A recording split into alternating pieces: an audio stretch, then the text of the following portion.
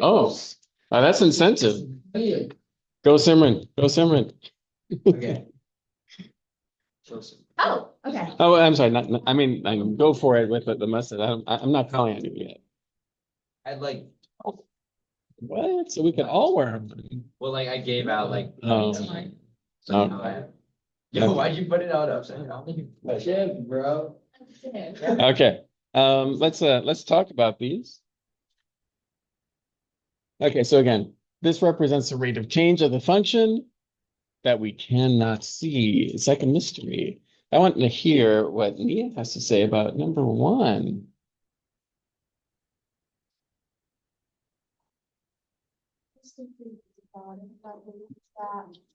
Which was like the max.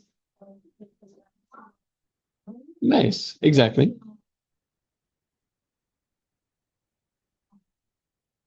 That we can't see is either going up or going down, which means the rate of change, like would have to be the point that it like changes from, like it probably changes. Like, Do you have an answer? no, Well, let's go over it. Let's go over it together. I'm gonna break out the red right here. Oh, just a minute. Okay.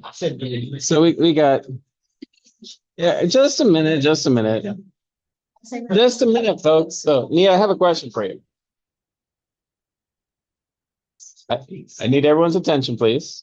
So right here, Nia, we see that the rate of change is positive, right? Rate of change is positive, which means the function that we can't see is doing what? It's going up, right? It's going up until we get to A, and at that point, the rate of change becomes negative, so it starts. So what do we have there? Does that make sense? We have a local max right there. If the function we can't see is going up and then going down, there's got to be a maximum at x equals A. That's one extreme. Nia, did you want to continue with this or shall I? Just me. Uh-huh. the function is going down from A to C. Once it hits that x axis, it's gonna start going up because the rate of change is positive. Okay. So that Okay. Nice. and around f, the function that we can't see goes from going up to going down. So that would be Nice. So we have, just to summarize this, we have relative max at x equals, what was the first relative max? A and relative max is at A and max is at A and F. Relative min is when x equals C, because that's where it starts going from decreasing to increasing. The function that we can't see, right? This is describing the function that we cannot see. Nia, thank you for your help. Any questions about that one? Yeah, oh, yes, Connor. Oh, well, I don't know. Let's talk about concavity before we talk about inflection points. Let's see if Destiny calls any. We'll see who could help us this. Lee, we need to know about concavity of P of X. Any idea how to do that?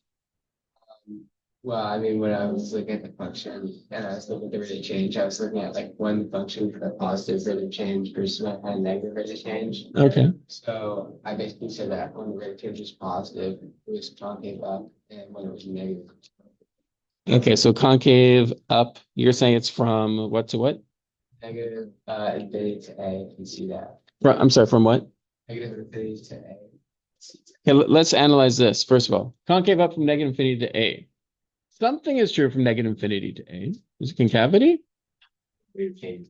The rate of change is positive, which means the function is increasing, right? So it could either be concave up or concave down. When we're talking about concavity, we don't look at the rate of change, we look at the second rate of change, right? The second difference. The rate of change of the rate of change. So yes, it is concave. Well, from from from negative infinity to a, the function that we can't see is concave down. How do you know that?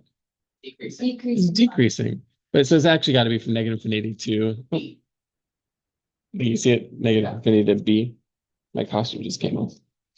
Okay. Yeah. So concave down is from negative infinity to b. And that's all about the second rate of change. In other words, the change, like how is this rate of change changing? So it's decreasing from, or you can see it, these are negative slopes from negative infinity to b, which means, of course, from b to b to e, it is concave up, and from e to infinity, it is. Are you sure it's concave down? Yeah. How do you know? Already changed. Because it changes. Well, I said the second rate of change is negative. Positive rate of change is negative. Concave down, concave up, concave down. Any questions? I didn't ask it here, but what is a good follow-up question to that? Inflection point. Yeah, what is the inflection point? It's a BBE. Does it make sense that it's B and E? How about D? D is an inflection point of the rate of change, but that's not what it's asking about. It's asking about the inflection point of the function that we cannot see. Welcome to advanced pre-calculus, the mystery function there. Yeah, so inflection point, I'll call that IP, is when x equals B and E.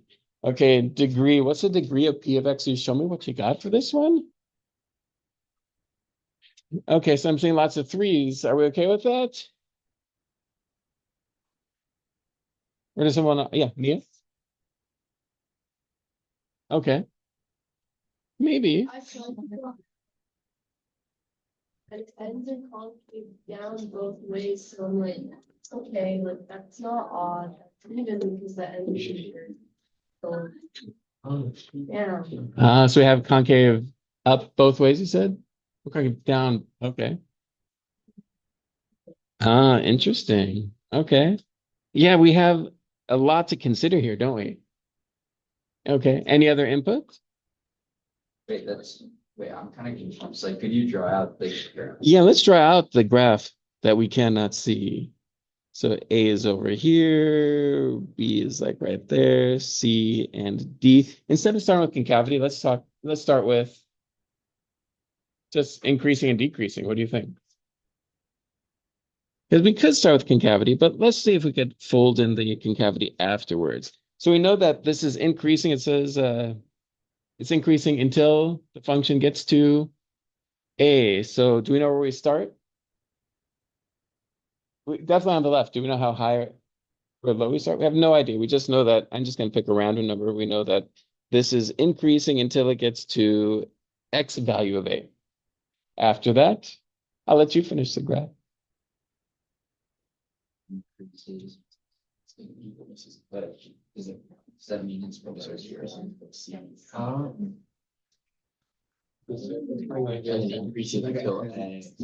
until out. Yeah, that looks pretty important. Increases until C. So it's negative. Until C. Yeah. Go back, Go back up all the way down. all the way down. Yeah, where did you intersect that peak? So negative E. Okay, so this decreases until. Is this okay like this? Does it have to hit that C, the x-axis? It has to stop decreasing. It could be above. It could be, we can't see it. We don't know. We're just guessing here. After C, Yeah. it increases until we get to F. So I'm going to do like this, like that. Then you please slow down. Slow down. I'm going too fast.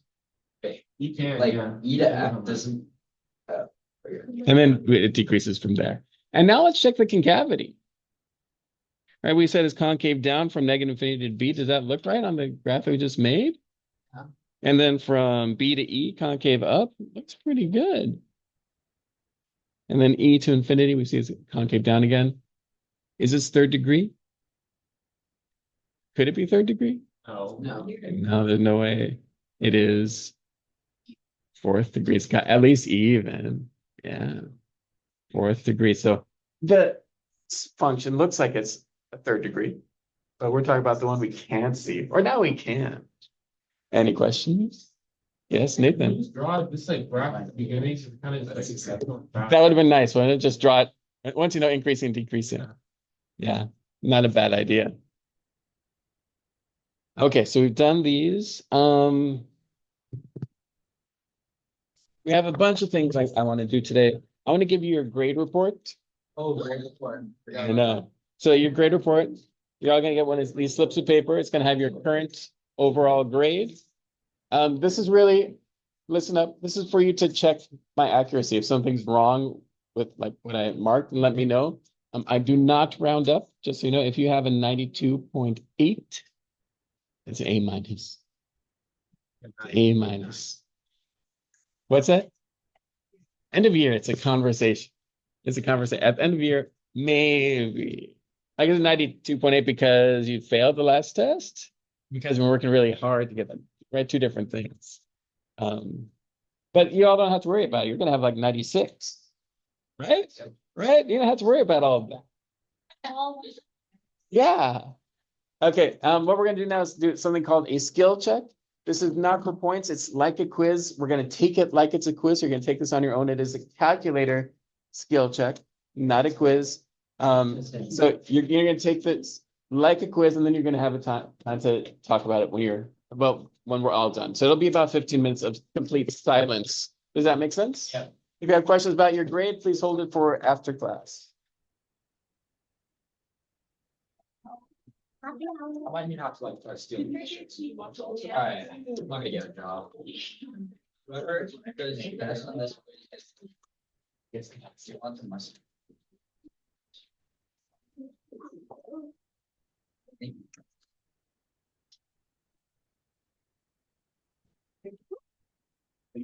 I put it on the charger like last night, and I checked this morning. It was so broken. I think I might take to Want to use this? Thank you. Yeah, take a look. I don't have any card. I don't know why. Yeah. When they are. Okay, so this is the silence time. Right now, it's 20, we'll go until 35. So completely on your own, please. Does anyone need a calculator?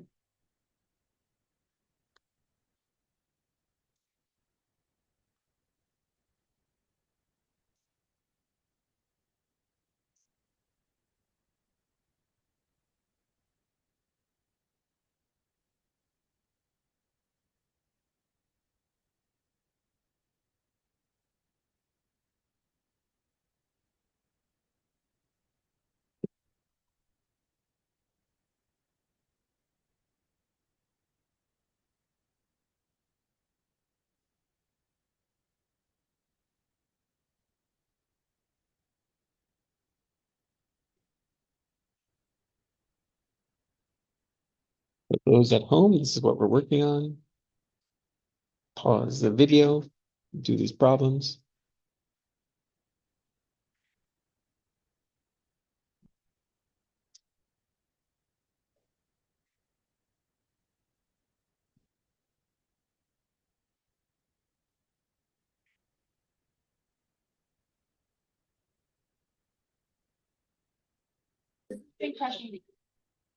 Oh, yeah. 10 more seconds for discussion.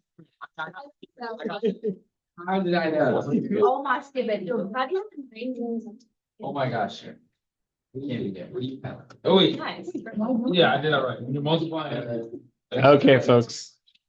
Yeah, so I did it. That's like concerning. So I was asked to summarize just the whole first difference, second difference thing. So very simply, right? All it matters is if the first difference is positive, negative, second difference positive, negative. In summary, for first difference, if it's positive, that means Difference if it's positive. yes, means the function is increasing. And if it's negative, decreasing. Is that simple? I think that's the conceptually like lowest hanging fruit. The next one is a little bit weird. So it's just important to remember that if the second difference is positive, the function that we're talking about is concave up. And if it's negative, second difference is negative, then it is concave down. And another way to say the difference is rate of change. So there's a first rate of change or rate of change of the rate of change is just a second difference. That's what we're talking about here. So let's keep these in mind as we answer these problems. And when they say we, what I mean is you. So for number one, the one and only Max. Yes, your dream has come true. But where's your mustache? You lost the power of the mustache. Mustache. I realized that I was breathing into straight like fake hair. Oh yeah, that's probably not best for your health. Yeah. So I got, all right, let me just walk you through the process. The mind of the geniuses. Okay. So I So went into- you talked to Jonas. Okay. Yeah. I pressed my y equals button. Okay, let's skip to the end. I got negative 1.775 comma 2.391 and 1.775 comma 2.391. Like this, maybe. Yeah. Are we good with that? Thank you, Max. Shit, Wait, what did Daniel, you? what did you do? Yeah. Wait, I got the same. We got Max could always be found between increasing and decreasing. Oh. Yes, just saying. If you're ever looking for Max, that's where he is. Okay, for number two. Connor, can you help us with number two, please? It is negative negative 1.775 and finish on a 7. And what? 1.7. And you got that from? How did you get that? What's that? You guessed. Okay, really? Well, guessing is one strategy. That is true. Another one, yeah, Simran. Also just like look at the graph and you see like which line of that you chose for each function to be like above the other. Exactly. Yeah, this maybe you chose this one as Y1 and this was Y2. You could differentiate them by the color, right? Each one is it's color coded on your calculator, isn't it? So just figure out which one is higher than the other one, or which interval. So guessing could work, and you're right. Those are the perfect points to use for that. But if you have your calculator, just look at it. Thank you, Connor.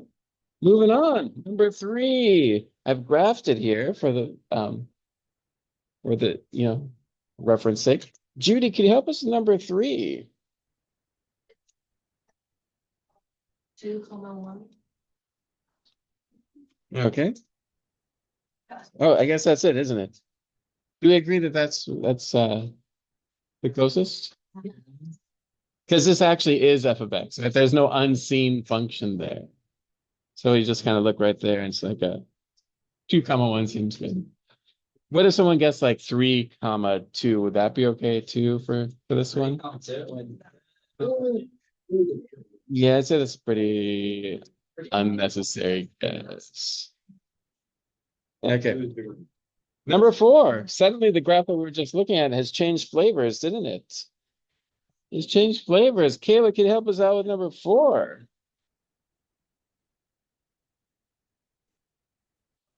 Zero point one. 394. Negative 1.0.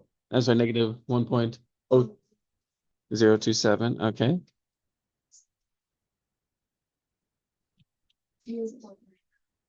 Comma 2 point. It says the coordinates. Is that what you're doing? 3.384 comma what? 2.981. And how did you get these values? How's the minimum? Okay, found the minimum maximum of the rate of change. Are we good with that? That as well. I understand. Oh, wait. Yeah. Oops, me? Wait, the minimum. Yeah, of the rate of change. So, That was the zeros. That was the zeros. Wait, all the so, ah, So right here, the function that we can't see, if we're doing number 4 right now, the function that we can't see, how can we describe it in the context of number 4? Concave down, isn't it? Until there, right? And then right here, it's the function we cannot see is concave up. Now, I don't think my graph is perfectly right, but we are just looking for that, the extreme of that rate of change. So are those numbers correct? 0.394 and negative 1.027? And she meant to put 0.394 comma negative 1.27. Oh, so this is like this? Oh, is it? Is this true? Oh, I see. Okay. So, now it is just asking for the x coordinates. The thing is, if in the graph we can't see, we don't know how high up or low down it is, so we can't get a y value. So I think that we're going to just keep this and this. Yeah, we can't trust the y value on this graph because it's about the graph that we cannot see. Nathan? When it says find the x coordinate of any point of inflection, okay, so that means. That means all of them. Yeah, it doesn't mean choose your own. It means like if there are any, find them all. Oh, Yes. And that's a really good distinction because it's not just choose your favorite color or choose your favorite point of inflection. That's a good one. So thank you. So are these answers correct? Yes. Can you explain again? So, like, the trick to figuring out based off the rate of change function for like the points of inflection. So, it's like you said it's the zeros or the Minimum amount. It's- oh, okay. it's a minute. Minimum maximum. And then the zeros. Yeah. Yeah. Maximum values. Oh, Exactly. okay, wait. So then, Right, points of inflection, let's keep this together. Points of inflection, we just care about when the function is changing concavity. So we see that it's concave. It starts concave down, doesn't it? How do you know it starts concave down? Second decreasing it. Second difference is negative. So it's concave down until we get to this point, which according to Kayla is 0.394. Is that right? The x value of that is negative 0.394.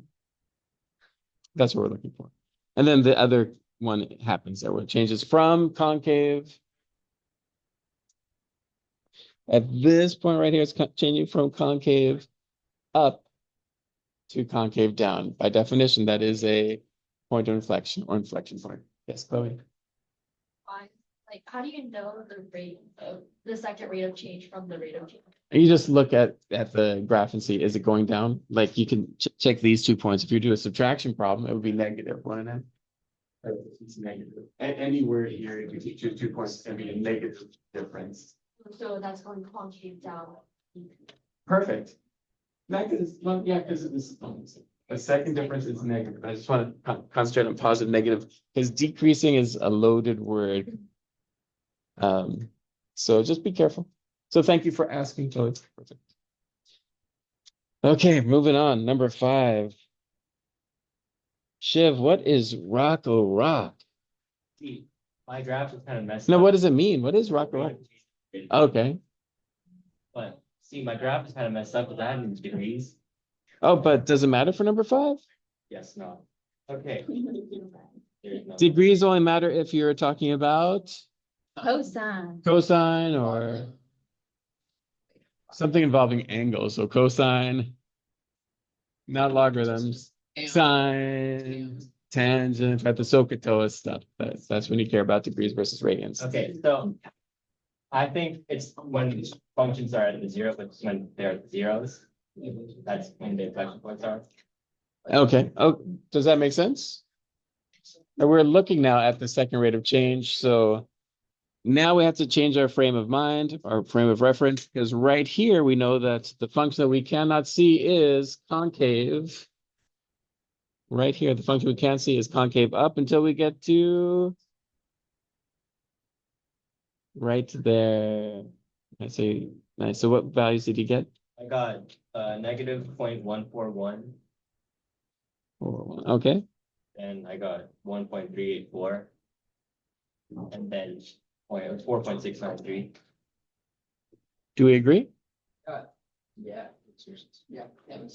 Any questions? Thanks, Shiv. Well analyzed. Yes. So on rate of change graphs, like for number 4, then would the minimum and maximum value, wait, sorry, would the zeros be the minimum and maximum values? Yes. Yes. Perfect. Zeros are the points of inflection, what would the minimum maximum values be, like the actual minimum maximum? I don't know. That's getting too far removed from what we're doing. Okay, number 6. Okay, I'd like to hear this. Oh, yeah, Judy.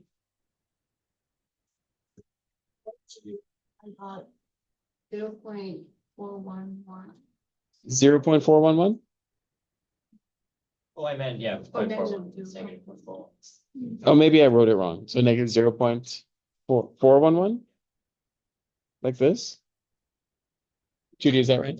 Are the other ones okay? Thank you for catching that. And yeah, and that makes sense considering what I have up there too. So I appreciate that. Number 6. I'd like to hear from the one and only L. One of my favorite letters of the alphabet. I did this one. What? Okay. Like Will's, I'm sorry, 3x squared, you said?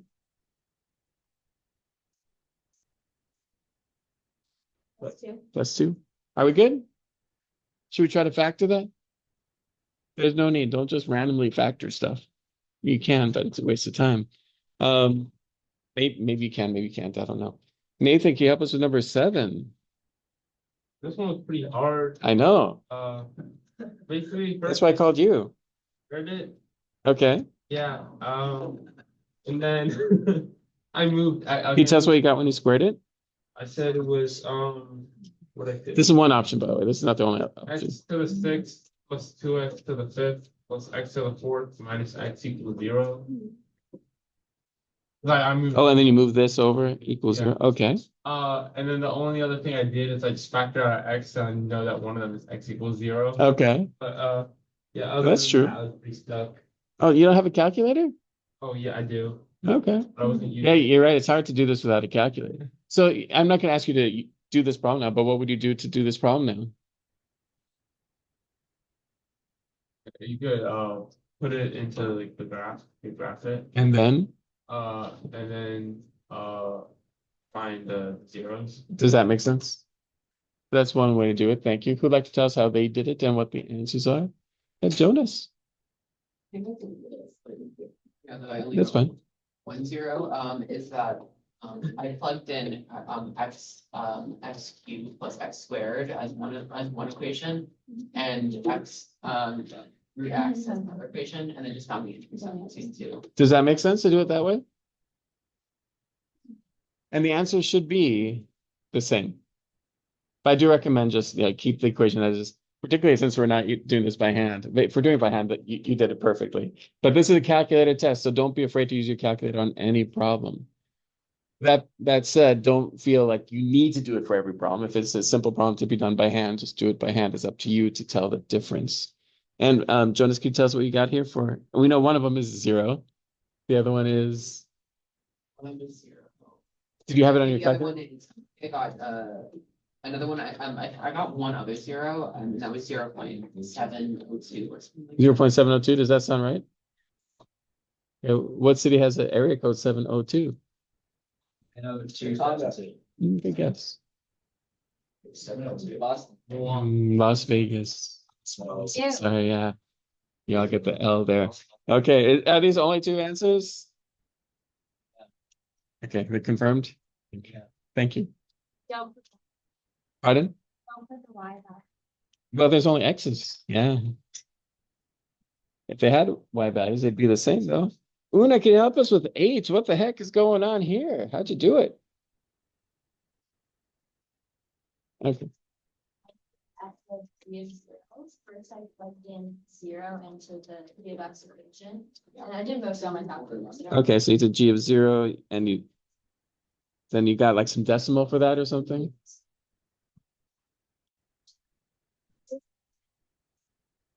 Okay, and That's a joke. 3.796. Okay.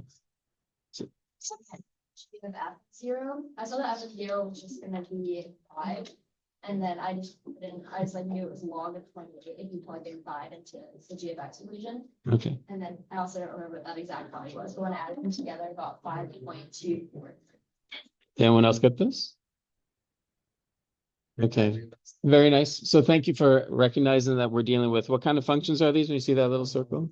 Composite functions. And another way to write this is just we have f of g of 0 plus g of f of 0.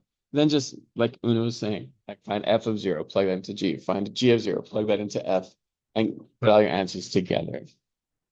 Very nice. Thank you. Number 9. Dun, dun, dun. Actually, I'd like to hear from you. Who'd like to help us with this one? Yes, Miley. The regressions are nice. Okay. We get that to calculate, you have to, subtract the point from the actual graph point. And When you say actual graph? Okay.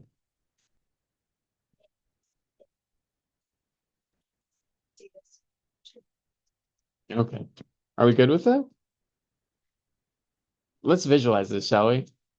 Let's say that let's say we have a line here and it's saying that regression equation is an, let's see, so residual is negative. You're saying that our data is below this or above it? You said that our data here is an underestimate? What it says, oh, the regression equation. So our data, you said it's an underestimate, so that means our data is up here. Is that right? So it should be below.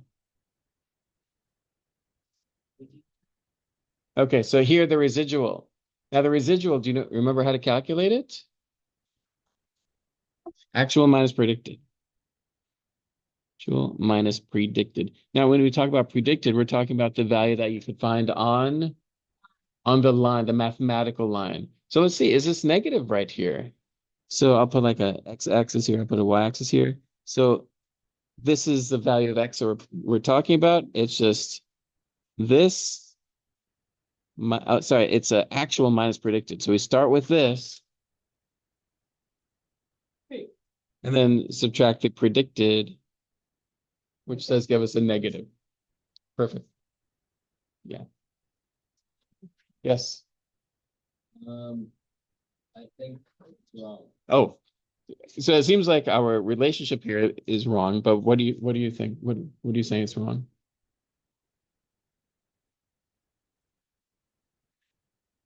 that would mean it'd be under the data point, but that regression towards the Okay, so you're saying it's up here like this? Okay, so here, if we're going by the definition of residual, it's actual minus predicted. So this here we have this length, or subtracting this length. Do you see what I'm talking about there? That's actual versus predicted. If we do this, then we have a positive or negative number. Here we have a positive, but the question is tricky. Does a regression equation overestimate or underestimate? I'm afraid this point is in the wrong place. It has to be there, but the prediction is actually an overestimate, isn't it? We're talking about the relationship of which one, right? It's like turning your brain inside out and then outside in, and you still survive. I'm confused. I thought you were subtract the y value. Outside the y values, yes. Yeah, that's why I'm going like this. Right, actual. Yeah. Wait, so you do the That's right. minus actual y value on the line. Wait, what do you have to say? Actual is right here, the small ones. That's the one that we That's the see. y value, yeah. And this is predicted. Going to the line. And So that the value is negative. Yeah. I think that the main thing here is to know that if the residual is negative, it's below the line. I think that's the main takeaway. Yeah. Hey, thank you, Miley. That was a crazy problem. I think you're conceptually you did it right. Just like the wording was weird. Jonas, did you get to number 10? I did it. Can you tell us what you got? I clicked on those numbers. And I got a graph. This might be very long to read. Okay. F of x equals negative 4.705 x cubed plus, I'm sorry, minus. Okay. Weirdly, No problem. minus 0.227 x squared. Plus 23.24 x minus 3.77. 773. Great. Are we good? Yes. We agree? Nicely done. Any questions about these?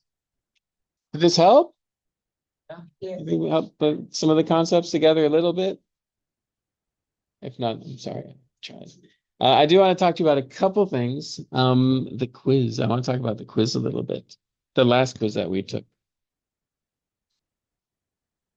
This one, yes, we need to talk about this because I did this problem wrong. And thank you, Judy, for showing me that I had a problem here. So the quiz was actually out of 19 points instead of 20, just because I couldn't grade this fairly. Like I couldn't leave it on here. So it was originally 20 points. This was with 1 point, so it was out of 19. But let's talk about this. Well, I'll give you a moment to discuss this one with your neighbor. I said no. Wait, they're same score out of 19. Same score. Yeah.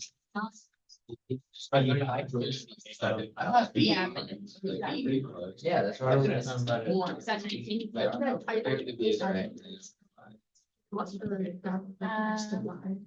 Wait, so it's 17. Wait, no, what did That's it? good. It's more like. Here. It's not less, wait, yeah, wouldn't it be people wouldn't have to be straight line?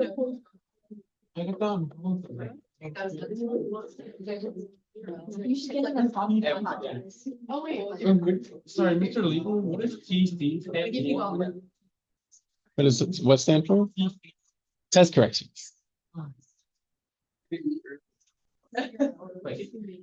How's your economics? I don't know. Okay. So the key to doing this correctly is understanding what the graphs are saying, particularly, and this is where I failed to read it, that the y-axis represents the residual. So like if you look at this scatter plot, could you visualize the line of best fit? The line of best fit would look something like this. Is this what was in your brain already? Okay, now what makes it a good line of best fit is that the residuals kind of cluster around it. Does that make sense? They cluster around it. So we're looking for about the same residuals above as the residuals below. Yes? So like when we talk about residual, I'm talking about like what's this length here? This what we just found out is that residual is it's positive, isn't it? The residual is positive, whereas this one is negative. Yeah, so the predicted value is an underestimation for that first one, whereas it's an overestimation for that second one. And there's looks like 80 or 100 different points here. Yes, Simran? I think that's not on the line, or is it just the distance? It's the distance to the distance to whatever graph we have, whether it be quadratic or logarithmic or whatever you have. Okay, and when we get to the answers here, B is a really good answer for a completely different question. Is there a correlation? Like, is it a good for regression? But when it says which provides the strongest evidence that its regression equation is appropriate, we have to just make sure that the residuals are close to zero. Also, yeah, so the correct answer here, and I'd say it's kind of debatable as which one it is, but C is what I'm looking for here. And the reason here, is just because it's evenly distributed. There's a same above and below. But I would say, Question like that though, right? I would say that this is also appropriate because the zero is right in the middle. I'd say that this is also appropriate, but the most appropriate is just out in data point of view is C. Right. But this is just much closer than what's over here, is all it's saying. But they're both okay because it's centered about zero. So I think it's a bad question. But B is definitely wrong answer. Connor, thank you for your patience. Yes. No, it's just not out of 20 anymore. It was out of 20, now it's 19. So we got it right. Yeah, I'm sorry. Um, let's see, what else? Okay, folks, I think we have a Halloween costume contest today. Oh, Shiv's gonna be in it. Oh, with his mustache. Okay, folks, have a wonderful Halloween. I'll see you next time. Oh, if you have your test corrections, don't forget to turn them in. Give it to me next time too if you don't have them today. Let me turn this off.